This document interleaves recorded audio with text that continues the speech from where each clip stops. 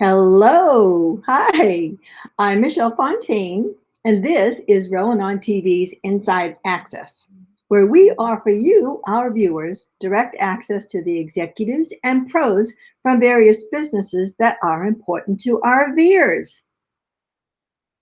On today's Inside Access, we bring back GoPower, the solar system experts. Last time we had our pros from GoPower on, the questions came in fast and furious, so much so we had to bring them back the next week. Before we bring our experts from GoPower up, just a couple of tips. Please post your questions in the comment field.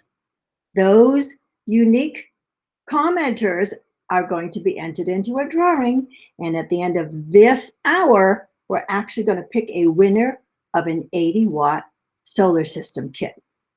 And you have to be online. And tip number 2, share. Please share. Take a moment and share this over to your personal feed. That would be great, or a group. Now, when we at Rollin on TV choose to bring a product to our sponsor platform, you can rest assured that company and product represents one of, if not the best in its field. And GoPower is right up there at the top of the solar system field. In fact, this year, GoPower celebrates its 25th anniversary and the sale of its 1 millionth solar panel. So how cool is that? And now let's bring up GoPower's Mark Spilsbury, RV Division Manager, and Eva Mitic, Marketing Manager. Hi, Michelle. Hi. No, we don't want Joe yet, so we'll bring him down. There. And to round out our team today, let's bring up our co-host, Jeff Johnston, Rollin on TV's associate producer, a man with decades of RV experience and probably can remember the first RV solar panel.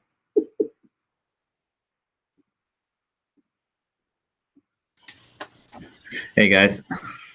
That's Mark. And let me put this graphic down so we can get Jeff up.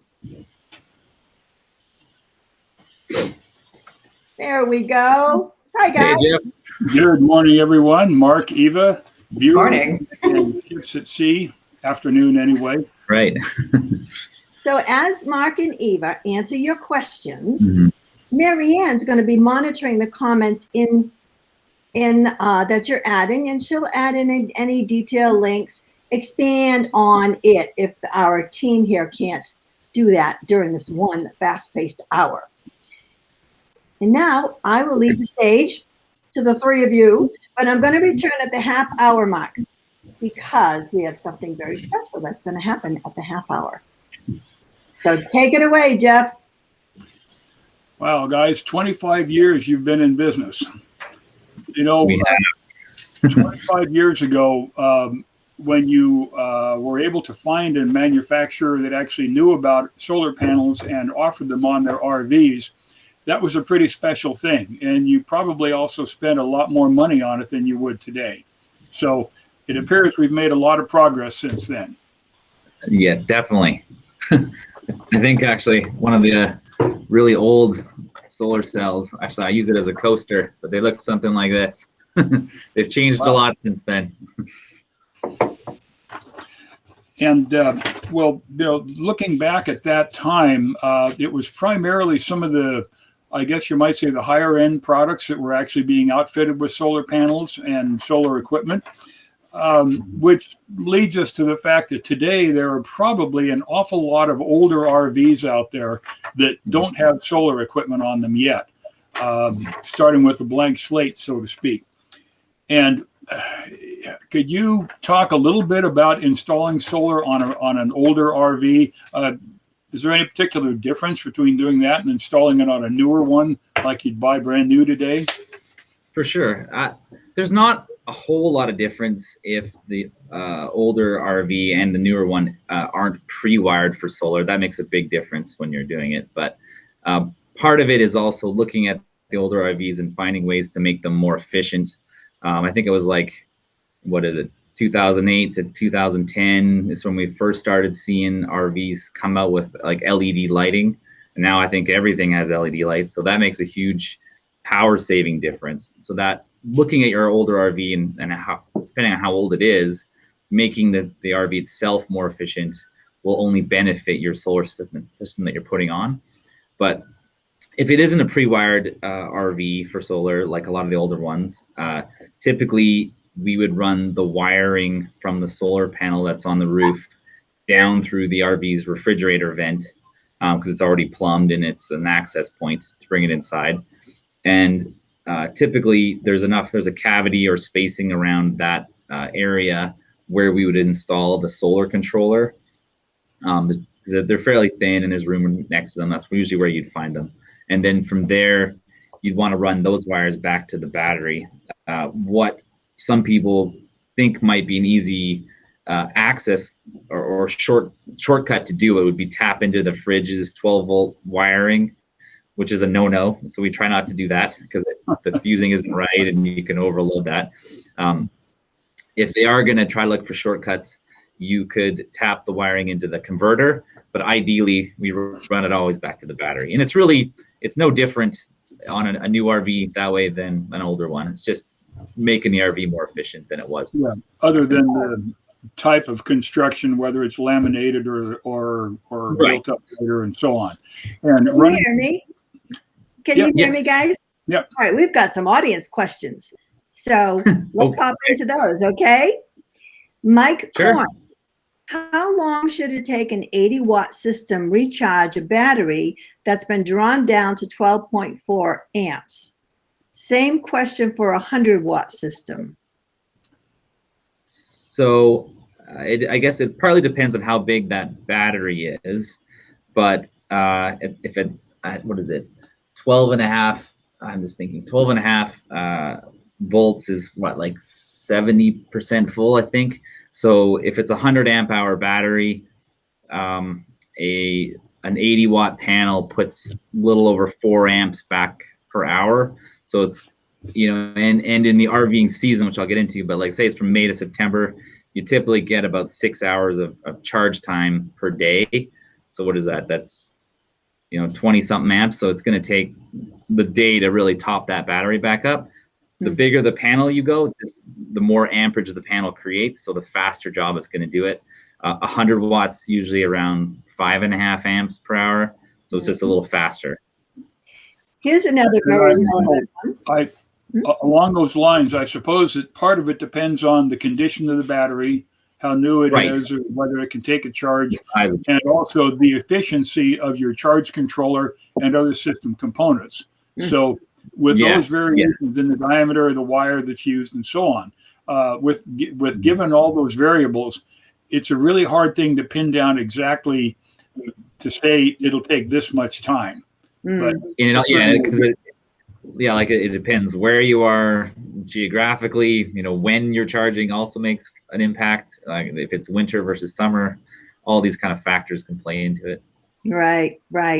Here's a good question, and this refers to the segment that Laurie and I did for Go Power and our particular system. So Stephen Heckman writes, during the recent Rollin TV Go Power spot, you considered a switch from a 12-volt to 2 6-volt batteries. Why go to the 2 6-volt batteries? I think that's a great question, Stephen. Who wants to take it? Okay. How do I start? Jeff, you can interject or add to it, but so like if you have two 12-volt batteries versus 2 6-volt batteries, let's just pick 12 volts that are at 100 amp hour. So you put 2 12-volt batteries, it's like having one now 200 amp hour battery. With 6-volt batteries, in the average size, is when you wire those together to make one 12-volt battery, you get about 220 25 amp hours. So a little bit more amp capacity than the 12 volts, but 6 volts can take a little bit. They can handle an inrush, a power surge from running something, and recover a little bit better than just 12 volts can. But once you start going past 2 batteries, like there's a benefit for 12 volts where you could have, 3 batteries. One aspect, we lose a 5 little batteries, bit of your however audio. many you want. In 6 volts, you also have to have multiples of 2. Hey, Mark, we're having pros and audio cons to issues with you. both, but when there's smaller systems where it's just 2 batteries, generally Okay. I'm gonna mute Mark 6 for volts now. just can handle the hit that you're trying to take out of them and It sounds like Mark has a bit of a faster. lag, unfortunately. Yeah. Well, it does. another very good reason for using the pair of 6-volt batteries, which are sometimes generically referred to as golf cart batteries, because that's really what they were designed for, is a golf cart battery is a deep cycle battery, very much like the deep cycle 12 volt you could buy. But those golf cart batteries, they are made to be charged and discharged every day, again and again and again. So they're made for multiple charge discharge cycles. And when you're out in your RV, typically you don't draw them down as far as they do in a golf cart, where they pull them off the course at the end of the day, just barely limping along. So if you have the 2 golf cart batteries, they may well last a little bit longer than a pair of 12 volt batteries in parallel. The golf cart batteries in series, it also helps to kind of equalize the charging on both of those batteries. So it's not a bad way to go. I mean, a couple of 6 volt in series will provide way more, seemingly more power for a longer time than even the pair of good sized 12 volts. And continuing on that, actually, what I think is what Mark was trying to say before his connection cut out was that one of the downsides of the 6-volt batteries is that you do have to create, or you do have to add them in pairs if you want to expand your battery bank. You won't be able to add just one extra 6-volt battery to that battery bank, because you need the 12-volt, the series charging in those. Right. Very good.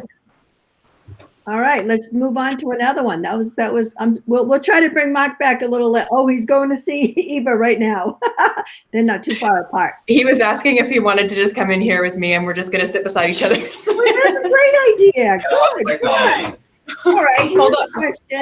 Hold on one moment. Okay, sure. Let's show the next question. Okay. Don't tell anybody. There we go. Okay. All right, you're unmuted. There you go. All right. Sorry, guys. I don't know what do you do? There you go. Well, I'll let Mark go into the camera then. No worries. All right, here's the next question. Sorry. What if you don't want to put solar panels on your roof? Well, that sounds like a great introduction to one of your products. Well, I'm sorry. Repeat that one more time. What if you don't want to put the solar panels on the roof? Perfect. Well, there's definitely portable kits that you can go with.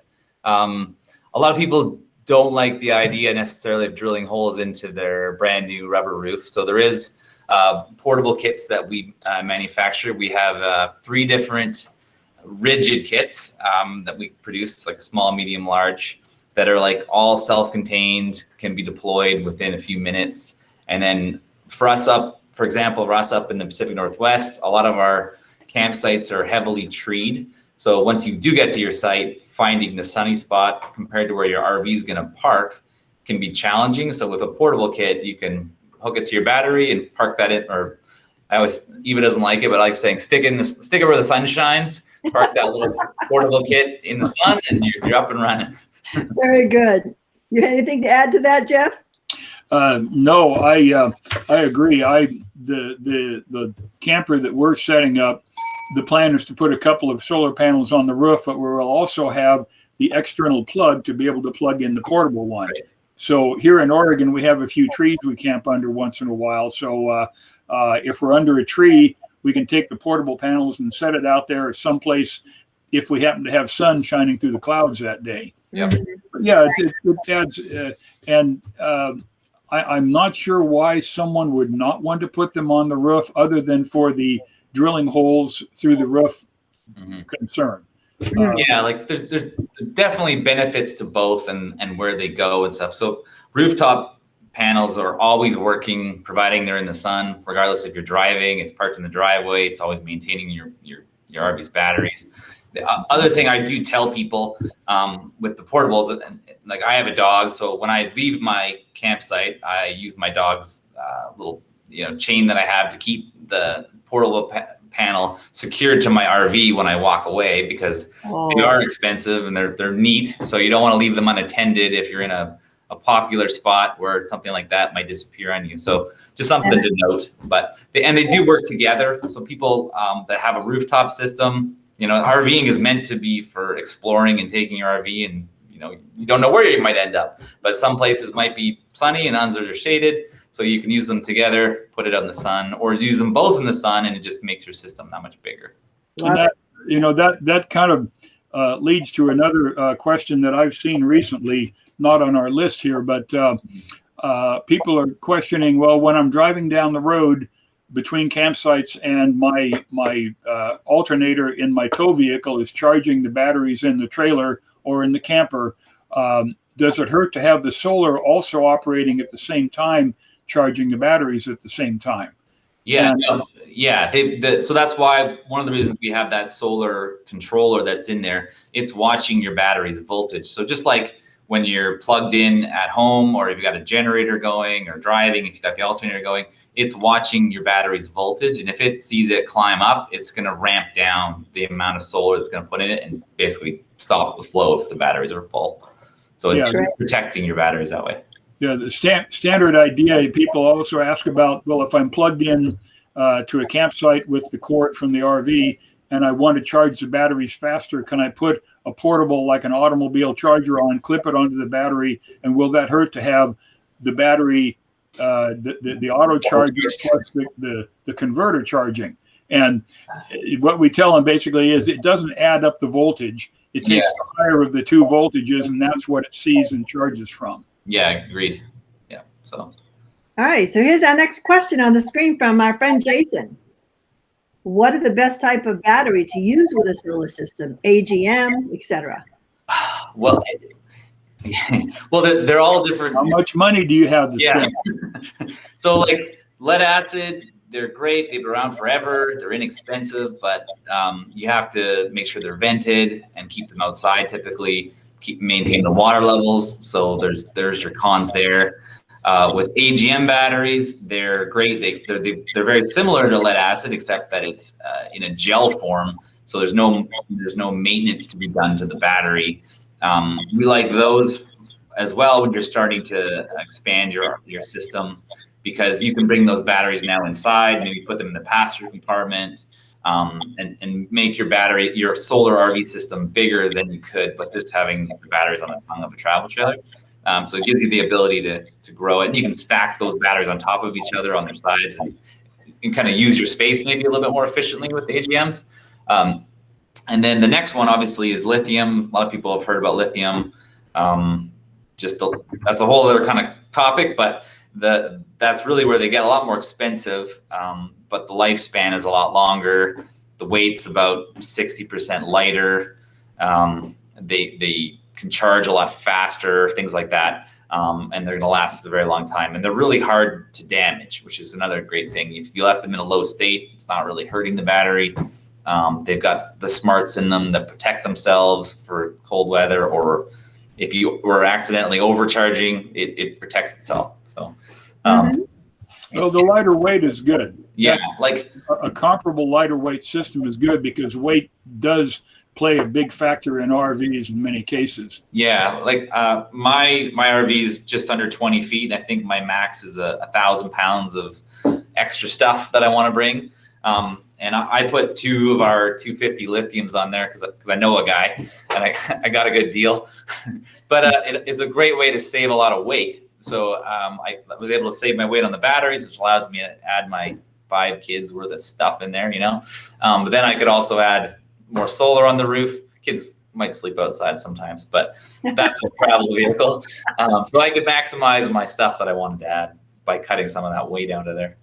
You know, I think there's a question on the list you have, Jeff, about what do you have to do to maintain lithium batteries? Well, yeah. My question, besides the weight question, which you already answered, was something you touched on, which is cold temperatures. And I know that the lithium technology and industry is advancing so quickly that just a few years ago, the lithiums that we heard about they didn't like being freezing or below. Mm-hmm. They were eventually just shut down. And is that I think that's been improved on since then? It's still basically the same. The lithium itself doesn't like to be charged below freezing. It'll discharge below freezing, but won't recharge. So and a lot of people too, like where lithiums aren't inexpensive, so you don't generally see people putting them on the tongue of a trailer too much, and or us advertising that there's a lithium there because they're expensive. But what a lot of the OEMs are doing and customers that I see, they're usually putting that battery inside the RV somewhere. So it's got that one level of protection, but there's like battery type warming blankets that are available that people will put on them. And what their job is to do is when the battery reaches, like I think most of them around just above freezing, that it'll warm it up a little bit and then shut off. So it just maintains it so that it doesn't really allow it to get to below freezing, so you don't have that problem. Some manufacturers will include this inside the battery. Some make it as an external thing. It just depends on the manufacturer and where you're going. And so if it's built in, usually adds a little bit of cost. If it's external, it's usually an accessory that you can just add on. So if you're in, Arizona, most of the time you probably won't need it. But if you're up our way, sometimes there's a couple weeks where it's below freezing that could become, a thing you'd want to look at. But it's kind of dependent. It's all dependent where you go and what you want to do. So here's a follow-up from Mike Korn with some more particulars to that question. He wants to visit Yellowstone in September, and he knows he's going to need to run the furnace during the night. Yep. And you can't see the rest of it. My concern is whether or not I'll have enough time to recharge the battery every day. I have a new 88 amp hour battery. I will have some time to run the generator, but not throughout the night. The nice thing, like at least with that battery, the amp capacity, you could go onto our website and kind of use our solar calculator to kind of figure out just by doing the math even and see if it is enough. But it is a little light on the battery. The more you can have, the better. It's like your gas tank. So the bigger you can make that battery bank, the more fuel you have to draw off. Because you could go out there and it could be, knock on wood, maybe a miserable weekend and you don't have very much any solar going on, but you're going to want to use that furnace and you only have the capacity in that battery. And if that's a lead acid or AGM battery, you really only want to take that battery down if you can to about 50% of the capacity to really get the lifespan out of that battery. You don't want to have it and then drop it down to nothing and then recharge it because you're going to shorten the life. Where with lithiums, you can take it a lot further down, but just something to know. So you kind of want to crunch the numbers a little bit to figure out what really are your draws and see if that's enough. But generally that one battery might be a little bit light. So I can understand that concern to be in the cold without a furnace. Sure. Well, and it's like they say when you're buying a computer of some kind and you're talking about the possible RAM that's available. Yep. It's always the more the merrier. Exactly. If you think 100 amp panel, 100 watt panel on your roof isn't going to cut it, go for 200 watts. Yeah. When we would answer questions in the Trailer Life's RV Clinic column and people ask what's a good starting point, I would always recommend 200 watts as the base for the type of situation that he's asking about, which is run the furnace at night, charge during the day. Yeah, and 200 watts seems to be a pretty good starting point for one or two battery systems for your Yeah. average RV that's going to be using, the average amount of power at night. Yeah, I agree with you. Like the average, like just without looking at different size of RVs, and there's always a little bit of variance, but like a 200, we have our Overlander kit is 190 watts. It puts out, which is really like 9.3 amps per hour. So the average couple with couple kids usually is drawing their 12 volt loads during the day is around 50 to 60 DC amps a day. And that panel during May to September will put that amount of power back into your batteries. So it's kind of like for every 100 watts, or you want to have 100 amps of battery to really kind of marry it up. So 200 watts, 200 amps of battery. And then if you plan on running AC loads with an inverter, you're going to be drawing more power. So really, you generally want to add more battery, maybe another solar panel to really get the max out of it. And so we see a lot of people with, one or two panels, 2 to 4 batteries, either a 1500 watt inverter or 2, depending on what you need. And that'll get you for those, extended weekend trips, and you kind of take it from there. Oh boy, you load up on solar panels and batteries, and there is nothing quite like the feeling of knowing that no matter where you are, no matter how you're camped, you're not going to run out of power. Yeah, like that running out of power, middle of the night, the room seems kind of cool, and you listen, and the furnace starts to run, and it runs on about a quarter speed with a little bit of air blowing out of those vents, and you realize, oh boy, I'm in trouble. Well, yeah, Get the solar setup, and that's a thing of the past. Well, there's two things we're trying to prevent. It's running out of power and running out of water. I can't help you with the water part, but I can help out with the power part. And just like with water, you don't turn the tap on and leave it running full blast. So it's managing your power expectations and what you're going to use out of it. The nice thing, though, on a lot of the solar controllers that we have and that are out there, it'll give you a percentage of power remaining in your batteries. So you have a kind of rough idea of where you're sitting. So it gives you a little bit of peace of mind when you look over at it if you're at 70% before you go to sleep. So you're going to be fine the next morning when you wake up versus not knowing at all, right?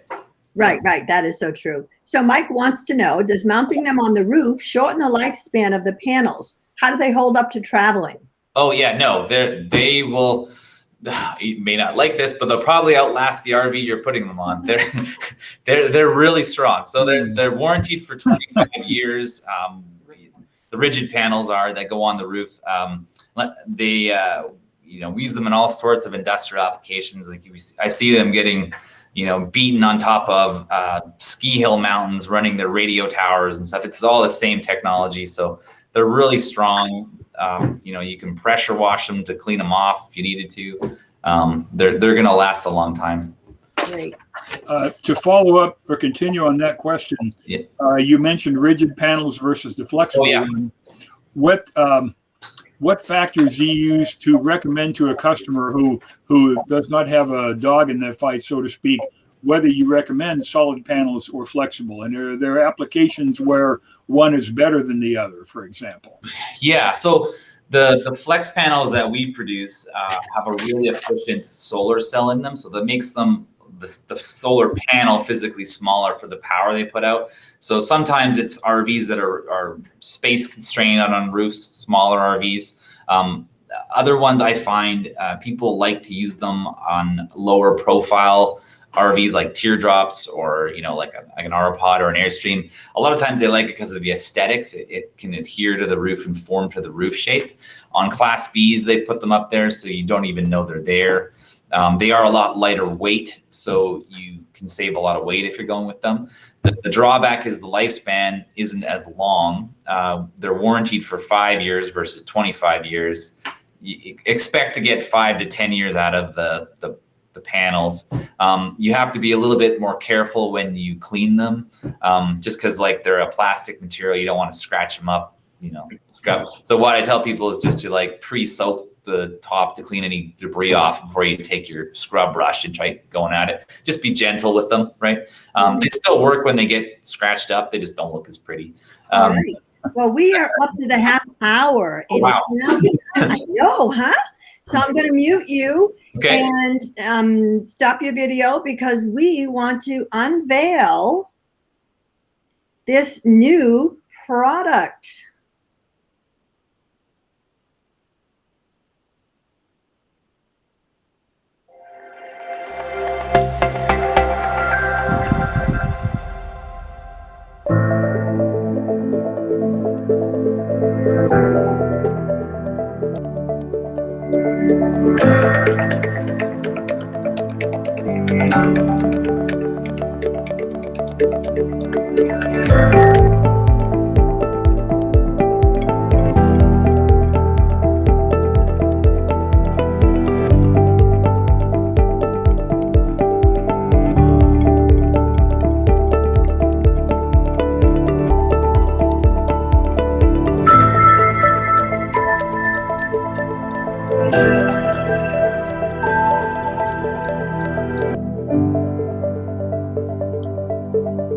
We're supposed to ring? Wow.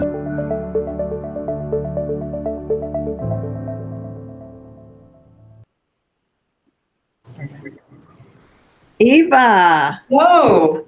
well, tell us about this. Okay, so the Duralite Portable Solar Kit is our most recent innovation here at Go Power. It's a super lightweight portable solar kit, similar to the ones that Mark was just speaking about. It only weighs about 8.5 pounds, so it's super, super light. It's really thin, at about 2 inches thick, when it's closed. It comes with a 30 amp solar controller, so you can just plug it into the side of your RV or attach it to your battery, and it deploys in seconds. It's a really cool, innovative little kit. Well, that's really exciting. And when can we expect to see these? April of this year, so they're coming out in a couple months. Perfect. All right. All right. So we're at the half hour mark, and I just want to remind people that at the end of this hour, we're going to be drawing a winner for this 80-watt solar system kit. Okay, so stay on for the rest of the hour, and we'll get that done. So let's get back to some more questions.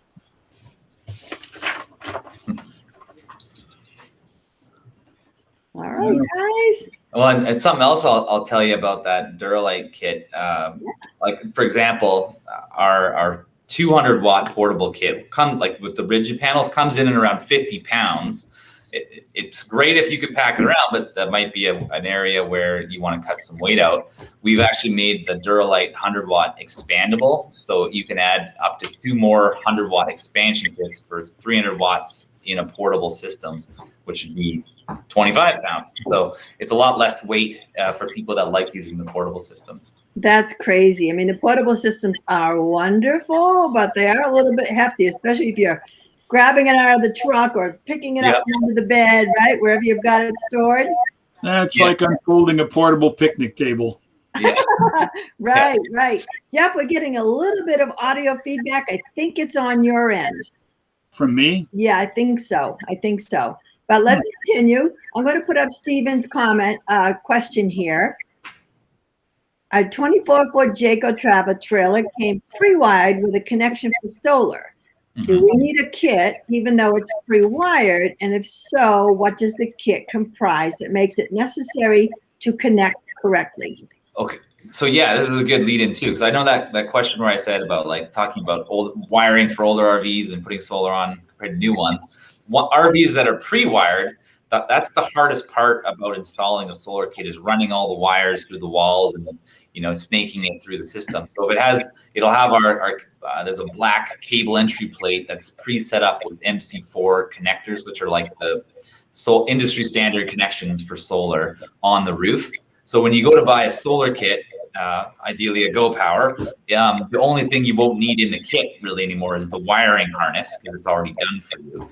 There'll be a decal on the wall on the inside of the RV that looks like our 30 amp solar controller that basically has a little dotted line for you to make a cut, and the holes match up and everything. And that's where you put the solar controller. You're going to find the wires from the solar panel in there and the ones going to the battery, and you're done. So you do need to put you will need solar and a controller, but everything else, like on the wiring side, is already done.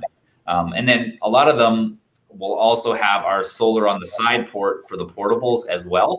So just something to look for. Great. All right. Let's see. So many questions. Okay, here's one. All right. I'm going to get rid of this one. Where's that hide button? There we go. Here we go. Is getting a battery monitor in addition to a solar controller a good idea? Yes, definitely. And even more so, yes, if you have lithium batteries. This is probably a shunt-based battery monitor is what he's thinking about. And what a shunt does, instead of tracking voltage like what the solar controllers do, a shunt will track the amperage, and it tracks the amperage in and the amperage out. So when this is all wired up correctly, you program in, and GoPower has one, you program in the amp capacity of your battery. So let's say you got 200 amps, you put that in there. You can set alarms for a high voltage and low voltage, and a low capacity of your battery that you don't want to get to. And once it's doing that, it'll let you know, it'll calculate the percentage left in your battery and an amount of time left in your batteries based off whatever it is you're currently running. So it'll tell you, if you're running your microwave, TV, stuff going, it'll calculate right then on the display how many hours you have remaining based off what you're currently doing. And then it also will show you, if you're recharging, how long until your batteries are fully charged. So it is a really nice, handy thing to have. With lead acid and AGM, as the voltage goes down, the battery typically goes down. But with lithium batteries, they kind of hold their voltage a little longer. So the controllers are a little misleading based off voltage. So having an amp-based meter will give you a better gas gauge in your RV. Mm-hmm. And regarding, for people who really like to be able to control things or monitor things using apps on their phone, Yep. Is there a version of this monitor available that lets you sit by the fire? There's lots of them. Yeah, like so some of our solar controllers even have a Bluetooth app. Our present version of our monitor doesn't. In the future, batteries themselves will have this in them in lithium. So there'll be a lot smarter stuff coming for sure. But like even for now, it's a nice little display screen. I usually put it, like mine's right by my door, so I can peek over in it and see exactly what's on that. Close the door and walk to my thing. Yeah, that's where ours is too. I'm the guy that doesn't want my phone to work when I go RVing, but I know a lot of people do. But I know. mine's for music. Yeah, those apps can be pretty handy, actually. Yeah, I'm already on my phone enough. But people like it. So here's one from sunny New Hampshire. Hello from New Hampshire, where the sun is rather low, 44 degrees north latitude. Can we use the Ultima Marine deep cycle battery? Yeah, if it's a deep cycle battery, like you look at the batteries that talk to you about cold cranking amps versus storage capacity. We're not using anything with cold cranking. That's for your engine starting or your boat battery starting. But you really want to look at the amp capacity of the battery, because that's like the fuel that battery can hold. So you just got to look at that. But personally, I'm not up on Optima that much. But if it's a deep cycle battery, it basically functions the same way. Jeff, you want to add anything to that? Well, yeah, that brings up when you're choosing the battery for the coach part of your system, or do not ever choose a starting battery or a cranking battery, partly because they're just not designed to have the dramatic discharge and charge cycles that a deep cycle battery can take, which is why the name deep cycle. Right. The cold cranking batteries are designed to start your car in the morning, which takes a little bit of power, and then the engine is running and it's charging the battery up and maintaining the battery at a certain point of equilibrium as far as driving the vehicle, using power to power the vehicle, and then charging it back up. But you put those in an RV, they're 12-volt batteries. They'll work, but they just won't last anywhere near as long. So they're just not a good idea for the powered by solar or or just the coach battery for your trailer, camper, or what have you. Make sure lithium batteries. There might be starting ones out there, but they're definitely going to be the biggest capacity battery in the smallest package you're going to find. And then AGMs are the next ones that if they say deep cycle and they give you the amperage, that's what you want to look for. Great. Thank you. And I want to thank Mary Ann. She is really doing a great job keeping up with those comments and adding those links in there. Thank you so much, Mary Ann. Now, one more question from Dawn Hambridge. Sure. Thanks for the presentation. If you have solar on the roof and a charge controller inside the camper, then you add portable solar with a built-in charge controller. Yes. How do the two charge controllers work together? They will work. They're just like if you have two different charging sources, or if like your RV is plugged in, it's another charging source. All it's going to do is that they watch each other's voltages, and if one is performing better than the other, then usually the rooftop system is usually typically bigger, and as it gets closer to full, the portable system will start to trickle off. But if their batteries are low enough, and if it needs it, both of them will be putting power in. So they don't really work together, but they're both there together. So you don't have to worry about that part of it. Good. Something I mentioned on the batteries really quick, just something for you guys to know. Like if you, the other gentleman had the 88 amp hour battery, if you think it might be too small, you don't really want to go get some different big battery and add it to that system. You got to make sure the batteries you get are all the same size. So you don't mix and match sizes. Otherwise, one will be, when you're charging them, because when they're connected together, one will get overcharged and one will get undercharged. So you want to make sure when you're buying batteries and installing them, they are the same battery. Yeah, making sure that they're roughly the same age, so they're at the same point of charging and discharge performance. Correct. Well. Yeah. So unfortunately, the average battery dealer is going to have an old one next to a new one on the shelf, but it probably wouldn't hurt to check that just to make sure. Correct. Yeah. So I know I'm throwing these questions at you quickly, but all right, here we go. Interesting idea, moving the lithiums inside the trailer if they don't need to be vented. Correct. Do you think they would work in the shoulder season in Canada? Well, I'm on the I guess the soft side of Canada, because I don't know what the shoulder season means. But I'm out of Victoria, and it's just cold, a little bit of cold and wet. But I have them. Honestly, I put mine in a truck box on my trailer, but I have it welded to my trailer, so it's not going anywhere. But you just have to watch the temperatures. If you are going to be below freezing, and be out RVing, then you should get a battery blanket to make sure that those batteries stay above freezing if you want to be able to recharge them while you're out. You can still discharge them though. So if you're going out for like a weekend, if your battery bank's big enough, you're able to drain the batteries down, and maybe you're not getting a lot of sun either, but at least you have your battery. You just can't recharge them. All right, good. Here's one from James Bullner. My Grand Design RV is an outside plug area. Different RV manufacturers probably have different plug outlets. How true is that? Does your kit offer different plugs to accept different hardware? Yes, that's a great question. So I think she's probably referring to, I think it's a he, James. Oh, James, sorry. I was looking over at Eva for a second. But yeah, we have adapters for all of our competitors' stuff in our portable kits. So I think that one uses a style called an XLR connector. It's like a two-prong. Where am I? Over here. 2 prongs. So we have an adapter in our portable kits that'll make that work. Very good. And the ones that the plugins that you see on an awful lot of RVs today, and I would really kind of hope that the RV industry would choose to standardize on one of these just for the sake of simplicity, but well, you can't always count on that. But the standard plug that says solar on the side, there's a pin and a socket. That's like SAE style. Yeah, And what do you call that plug style?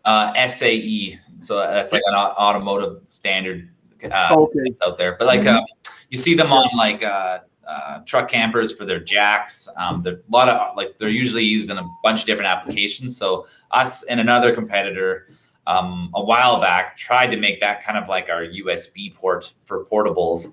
But then there's other companies now that are trying to make their own proprietary thing. But now we decided to offer all the different adapters in our kits anyway. And if your RV isn't pre-wired for a portable, you don't necessarily need to use any of this stuff. They just put that in a nice convenient location. But you can go to, in our kit anyway, you can go to the battery. We have like a ring terminal set to an Anderson plug, and then you can mount that to the frame, and now you've got your own pre-wire setup. So it's all in the kit to do it yourself. No, plus you also have a set of just large alligator clips. Yeah. So you can just hook them right on the battery. That's another big benefit too with portables is that, you're using them for your RV, but you can take it off your RV and you can use it for your boat battery or some other thing that you want to charge up really easily. There might be a few potential customers in Texas this week. Oh dear. Ooh, Yeah. yes, huh? So here's a really easy one. I know you're going to have the answer right away. In fact, Marianne's probably already answered them. Oh, okay. Mike wants to know, do you make a portable 200-watt system? Yes. So we now make two. So that we have a portable, so it's the rigid style, like I was saying, I don't know if you heard, but it's 200 watts that collapse together. For some people, it might be a little heavy. It's 50 pounds, where with the new Duralite coming out, it's set up as a 100-watt kit, but it's 8.5 pounds. Then we have made expansion kits so you can add up to two of those if you wanted, for a total of 300 watts, if you really want to do that. And that's a lot lighter weight. So. All right. Here's one more from Marie DaCosta. Where's the best place to put the solar controller? Well, where you're going to look at it. Right. Yeah. Line of sight. Ours is right as you walk in the camper. It's right there on the side of the cupboard. It doesn't do you any good if it's put in like away and you're not viewing it once in a while, because it is nice, or you have to go to a spot to look at it. You want to have it at where you get a quick glance at it and you're off doing your own thing, because then it gives you that quick peace of mind versus opening up a hatch and looking inside. So that might make it a little trickier for the wiring, though, if it is in a spot that's hard to get to, but ideally where you're going to view it fairly regularly. Right. And would there be any concern with mounting it on the outside wall of the unit, where the outside really cold ambient temperature or really hot can affect warming it up more than if it's on an inside wall, for example, where it's simply Yeah, I guess that could be part of it. Most of the time, though, I find people end up, if they're not pre-wired, they're going to be run near the fridge on that wall, because that's the easiest entry point to get the wires through. But yeah, so like it depends on the controller style. If it's a PWM, like in most of the kits, they're semi-flush mount. Like that's usually where you're going to put them. With MPPT though, that actually gets put near your batteries as close as you can, and then there's a separate remote that's run inside from there. But yeah, it just depends. Okay. So I believe this refers to the Duralite. We've got a couple of questions out here, like price. So the Duralite kit, the MSRP so this comes out in April, but the Duralite will be $5.25 for the full kit, and then the expansions are $360, and then the dealers will probably have little specials and things when we roll this out, but that's right. And Marianne has put the link to the dealer locator, because you guys do not sell direct, you sell through dealers. Correct. So we've got the largest dealer network in North America. So the majority of the dealers know us and have worked with us as this is our 25th year. So we've been doing this for quite a while. And it's funny, other than the solar portables and maybe solar on the roof, we're all the products that get hidden away kind of in the bowels of the RV to make your system work. So, but they're all fairly familiar with it. Mm-hmm. So Bob's saying, good evening, and impressive new portable system. Thank you, Bob. Here's, let's see. Here's a good one. Does this company sell lithium? Yes, we do. So we really have always tried to provide the complete RV power system. So we do AGMs and lithiums, all the little pieces all the way up to the solar panels on the roof. With lithium, we do a 100 amp hour and we do a 250 amp hour. And so with lithiums, just while we're on the topic, you can drop lithium almost down to nothing. And where before, how I'd said, like percentage wise, and it won't affect the lifespan. Where with lead acid and AGMs, you really try to drop it to about 50% if you can. Most people will drop it further than that occasionally, but you try to tell them to do that anyway, to get the better life out of it. Just quickly on the math, with AGMs and lead acids, they say you get about 200 cycles roughly, and that's like taking it out. So if you were able to take your RV out 20 times a year, you should get 10 years out of those batteries. But what happens is a lot of times they're left in a low state of charge, or they're not being, they're just not being maintained properly, or they don't have a solar system, so their batteries aren't lasting as long. Where with lithium, you get taking out and dropping it down to nothing, you get the same math works out, and you get about 75 years of power out of them. So if you're able to take it out 20 times a year, and if you get able to go RVing 20 times a year, you're doing great. Because I wish I could. Yeah. But like, how true is that, right? For a very long time. Good. A question I have is, some manufacturers offer a so-called solar package, which is more or less a little 12-inch panel that mounts up on the roof, usually on a roof vent or something, and it's maybe 10 watts, maybe a little less, and pretty much does nothing but maintain the battery like a trickle charger, but don't count on it charging you up during the day what you use overnight.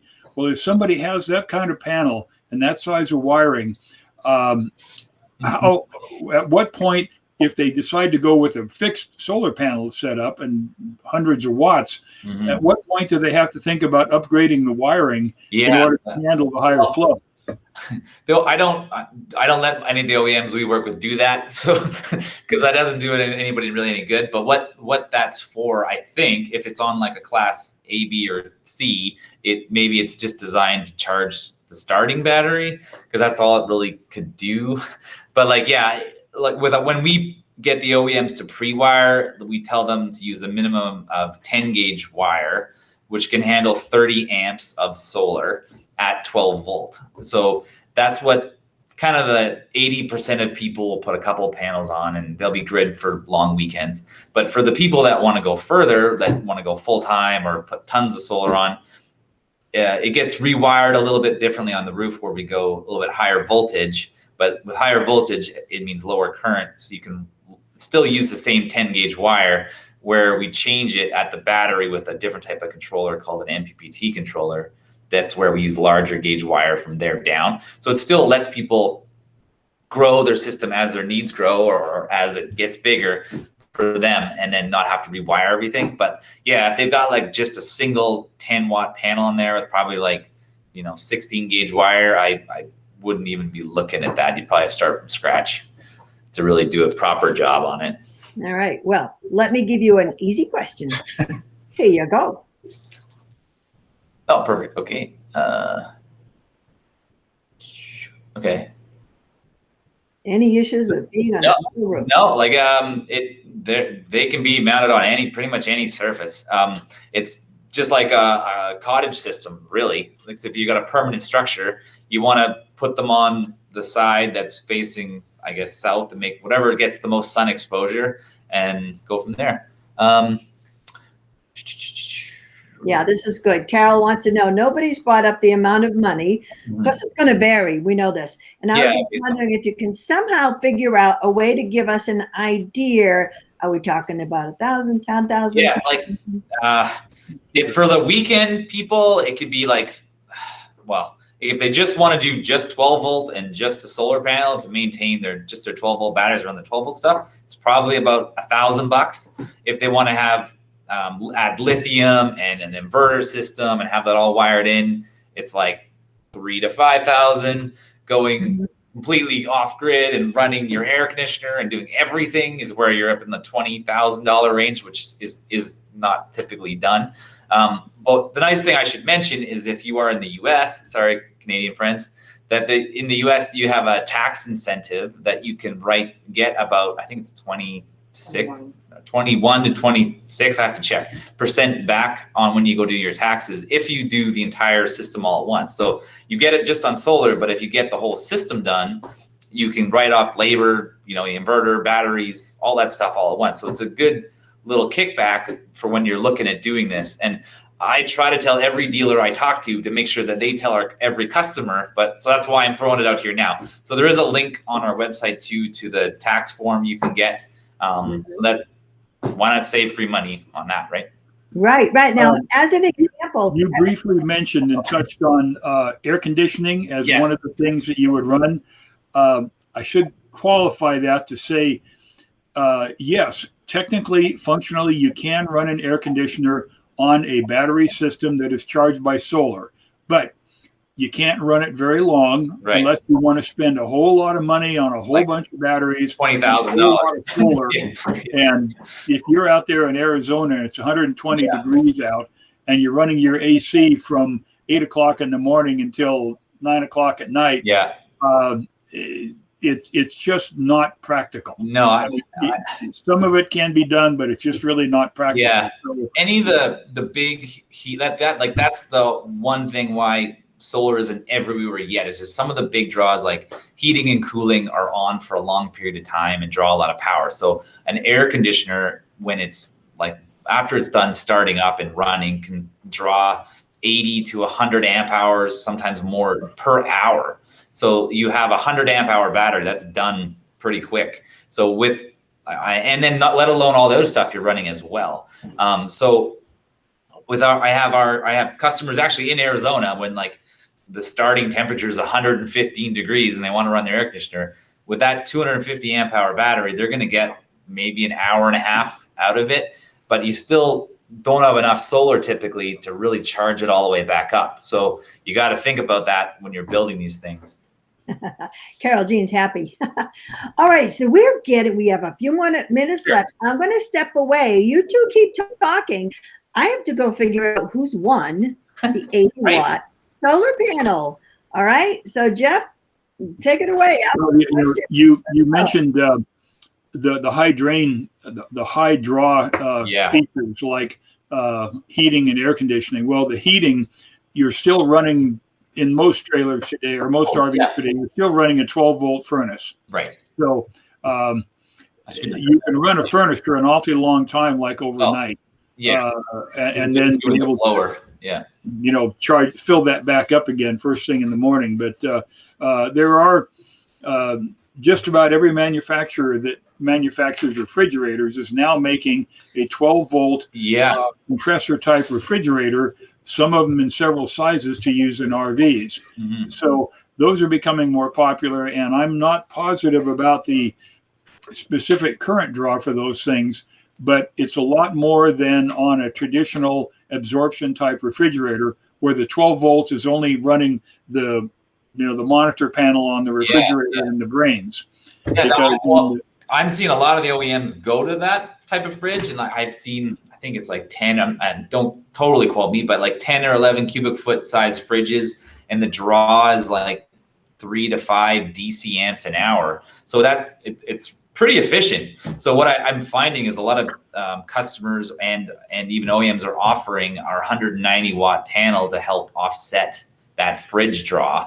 And then if the customer or if you're really into going off grid and dry camping, you could add another panel on really easy. They plug in quickly, and then you're set for the fridge draw. It shouldn't draw that much. And providing you got the right batteries to support it, you're good to go. So. All right. Are we ready? You got a winner? We have a winner. We do. All right. I hope the person is still on because he has to be on to accept the solar panel. He or she, I should say. It's not me then. Okay. No, it's not you, honey. Let's see. Laurie's just handing me this, and the winner is, and this is for an 80 watt portable solar kit. Perfect starter, perfect add-on, right? And it's free. Yeah. Brian Luntz. See if Brian is going to post. Brian. No. Oh, it's not a touchscreen. Kind of technology. Brian Luntz. Look and see. Got to acknowledge Brian. This happened with the Rec Pro contest we did it, and we had to choose another person. Yes. All right, so now we're waiting for Brian Luntz to raise it up. Okay, not yet. Don't leave yet, Mike. We might have to pull another name. I'm okay to answer a few more questions until Brian comes back. All right, We got continue. someone else as a winner. So Brian, I can ramble for you a little bit, but I know. Oh, we have another name. Okay. Add that name right there. And then we'll do another random number. I think we have to. Michelle, do you need us to discuss another question? Yeah, I'm going to step away for a second. One thing that we haven't discussed this time yet, I don't think, and is becoming extremely popular or common, is CPAP machines. oh yeah. Now, CPAP machines vary a lot, manufacturer to manufacturer. You can't really pin down the specific power draw for any one of these machines. I mean, to reference all of them. Yeah. But CPAPs, I'm sure, are one of those things that can really benefit from charging during the day, the batteries when you're out having fun, and then at night with the machine, Yeah. you got the power. It's just like a solar system. I can't say, well, I got this big of an RV. How much do I need? Everyone's a little different. So like I've seen some, under 100 watts to some that draw over 1,000 watts. It's just depending on what model you need and what you go with. But it is all a math equation. We just got to do the math on it. 1,000 watts? Yeah. Holy cow. I think that's the norm. I've seen a lot that are like 240 watts. So it's So you got something else there? You got another name? Roll. Very, very sorry for I already forgot his name. Brian. Sorry, Brian. That was really too bad. He's going to listen to this recording and go, oh no. But we'll probably make somebody else happy right now. Is Dawn Hambridge in the audience? Dawn Hambridge. What do? We have 3 strikes, and then we get to pick after we're over, all right? But hopefully Dawn is there. Well, I'm going to go ahead and pick another one, just in case he doesn't say, hey, I'm here. Oh, here he is. There he is. Yay! All right, Dawn Hambridge, you won the 80-watt portable solar kit. Yes, I am here. Congrats. Cool. Glad he's here. I am here. Yay! All right. Hey, there you go. Congratulations. All right, so Marianne, can you connect with Dawn and help him get his unit? Yeah. Oh, Eva, put your phone number in there so we can. Yeah, put your cell phone number in there. No, email. Professional. Yes, email address. Go Power email. All right, so let me just. I get carried away here. Thank you, Mark, Eva, and Jeff. Sorry for the early glitch. I don't know what happened there, but that was beyond your control. My audio glitch, whatever that was. Yeah. What can we do? If you want to learn about the tools, there are a lot of tools on their website, gpelectric.com. And please check them out. They're very, very handy. You can put in your own particulars, what you want to run, and then it will tell you what you need. So it's a great tool. There's an ebook coming out soon. Eva's putting out an ebook, so we'll be sharing that when that's available. That should be very helpful to people. Hi, Tony. Is the session recorded? Yes, this session is recorded, and you will be able to find that recording. We'll have it on YouTube and on Facebook, but also on our website, rollinontv.com. Just look on Inside Access. It will be recorded along with the previous 2 that Go Power has done for us, and there was lots of information in all of them, right? Yeah, and we'll do our best to get back to everybody's questions that didn't get answered and answer those on the page as well. So. Yeah, so continue asking your questions, and that great team over there in Canada will do a great job answering them. So we got lots of thank yous coming in, and all right. Well, thank you, Michelle Fontaine from Rollin on TV, Inside Access. We'll see you next time. We'll do it again. That's right.